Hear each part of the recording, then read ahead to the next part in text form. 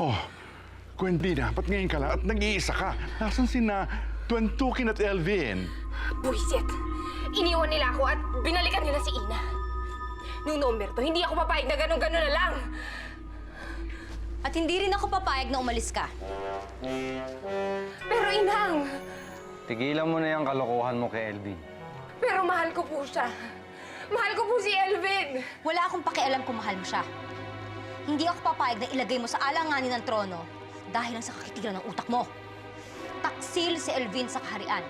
Hindi siya bagay sa'yo, Gwendina. Pero Inang! Itang!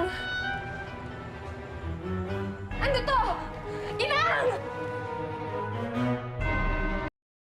Inang! Itang! Gwendina, anong ginagawa mo dito? Nag-aalala po ako para kay Elvin. Nakikiusap ako sa inyo. Hindi ba't pinag-usapan na natin ng bagay na yan? Kayo na mismo ang nagsabi sa akin na mapanganib ang mundo ng mga tao. At tama kayo. Dahil nakita ko kung paano namunti ka mamatay si Elvin sa kamay ng isang tao. Hindi ako mapapalagay hanggat hindi ko alam na ligtas siya. At kasama pa palagi si Ina. Tao na si Ina.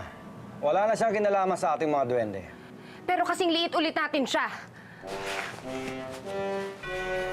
Pinaliit mo siya? Akala ko ba sakit lang ang ibibigay mo sa kanya nung binigyan mo siya ng hibla ng iyong buhok? Inalayo ko na nga siya sa kaharian. Ilalapit mo pa siya ngayon? Bakit ba pinapagalitan niyo ako? Dahil katangahan ng ginagawa mo, Gwendina!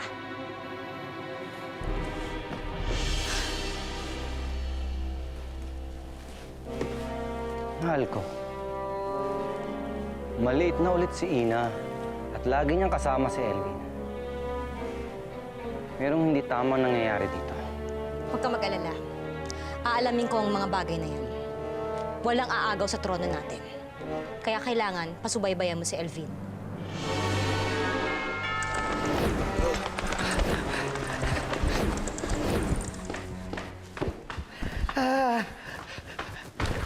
Ano ba? Ano ba? Ano ba yung mga kaibigan mo? Hindi mo na nagpapasintabi na hihito na. Inutusan ko sila maghanap ng kakaibang amoy. Yung hindi likas sa lugar nito. Pero hindi ko alam bakit nandito tayo huminto.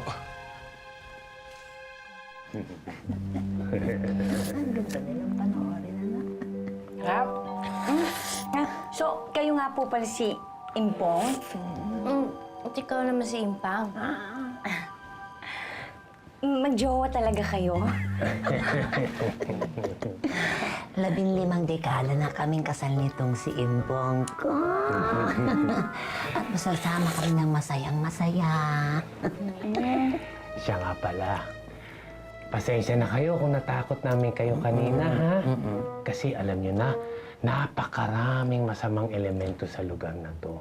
Kaya't sinigurado namin na mabait kayo bago kami nagpakita sa inyo. Kami nga po gusto magpasalamat sa inyo dahil hindi po nga namin talaga alam kung saan kami pupunti.